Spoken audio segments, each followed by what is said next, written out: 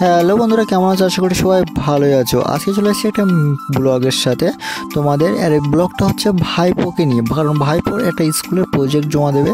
তো প্রজেক্টটা কী করবে ভাবছিল, তো আমি বললাম চন্দ্রযান তৈরি করে জমা দেবে। এখন খুবই ভালো, চন্দ্রযানটা খুবই চলছে। তো চন্দ্রযানটা তৈরি করার জন্য ও কী করেছে, সোলার কাঠ নিয়ে এসে ছোট্ট টুকরো করে মিডল থেকে ভাগ করে নিয়ে ছোটো টুকরোটা নিয়ে ওটাকে আর তার সাথে দুটো মিডিয়াম সাইজের পাইপ নিয়ে পাইপটা কেটে নিয়েছে মিডিয়াম করে ওটাকে পরিষ্কার করে নিল, খুব সুন্দর করে পরিষ্কার করে মাপটা সেটিং করে নিয়ে আরেকটা সোলার কাঠ দরকার আমাদের তার জন্য, তো সেটাও কেটে নিয়েছে। আর আমি একটা পাইপটা সবথেকে বড়ো কেটেছি, কারণ হচ্ছে তারান থ্রির সবথেকে মিডল রকেটটা সবথেকে বড়ো ছিল, এই জন্য বড়ো কেটেছি। আর বড়ো কাটার পরে সোলার কাঠগুলো সব কিছু সেটিং করে ওই মিডল গর্তে বসিয়ে দিই। তোমরা ভাবছো এটা কি বসে আছে কী করে, এটাকে খুব মাঝখানে তিনটে ফোকর করে ওখানে বসানো হয়েছে।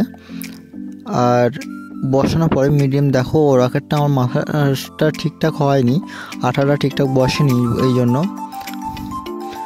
তো দেখো একটু কেমন হয়েছে, আমি চারি সাইডটা একটু দেখাচ্ছি তোমাদের, এখনো ফিনিশিং হয়নি।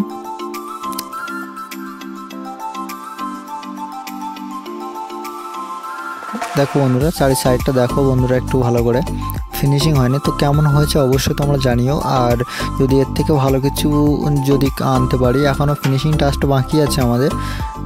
তো এবার এটা কমপ্লিট হয়ে গেছে, এবার এর ভিতরে রং বা কালার দিতে হবে, দিয়ে দিয়েছি।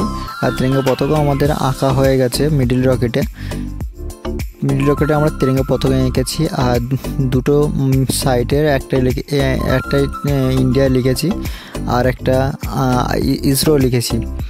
তো এটা কেমন হচ্ছে তো অবশ্যই তোমরা জানিও। আর যদি ভালো লেগে থাকে আমাদের ভিডিওটা, অবশ্যই লাইক, কমেন্ট, শেয়ার এবং বন্ধুদেরকে অবশ্যই জানিও কেমন হয়েছে। তো আর যারা আমাদের চ্যানেল নতুন এসছো তারা অবশ্যই বন্ধুরা ভাইয়ের চ্যানেলটা ভিডিওটা কেমন হচ্ছে অবশ্যই জানিও, আর যাতে সাথে শেয়ার করো। আর ভালো পরবর্তী ভিডিও দেখার জন্য অবশ্যই সাবস্ক্রাইব করতে যেন ভুলো না প্লিজ।